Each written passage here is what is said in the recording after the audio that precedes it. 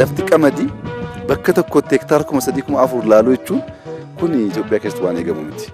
Lafumti akkasii, dachiin akkasii, biyya akkasii Itoophiyaa keessa jiranii yaadanii beekan. Tilmaamuuf nama rakkisa. Kan immoo Oromoon hagam hubatee eeggachaa jira kan jedhu marii barbaada, yaaduu barbaada, hojii barbaada. Oromiyaan qamadii misoomsee Itoophiyaa nyaachisuu hin danda'u taanaan namoonni amma jiru kun an Oromoodha, ani nama, ani dhiira, an akkasii, ani kolfuu, sirbuu gatiin qabu.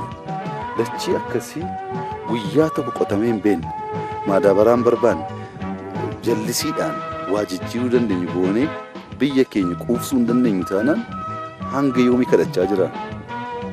Naannoon kun mana qaba, uummata qaba, lafa qaba, bishaan qaba, amma immoo gaggeessummaas qaba. Kanarratti hundaa'ee hojjetee naannoo kaaniif fakkii ta'e biyya kana quufsee nyaachisuu hin danda'amu amantaa jedhu qabna. Bara dhufu keessatti qamadiin jijjiirama guddaa hin fida.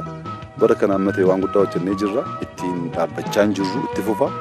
Waggaa 2-3 keessatti seenaan qamadii kadhachuu, seenaan qamadii biyya alaatii fiduu kun seenaa ta'e hafa.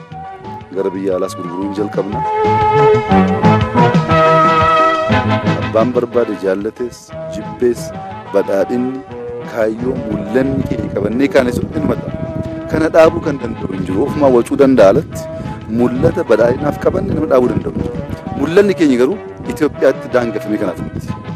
Itoophiyaa misoomsinee, Itoophiyaa jijjiirree warra rakkate Afrikaa obboloowwan keenya gargaaruu barbaanna. Nuti jibba irratti miti kan hundoofne, jaalala irratti, wal qooduu irratti miti, tokkummaa irratti. Kanaaf immoo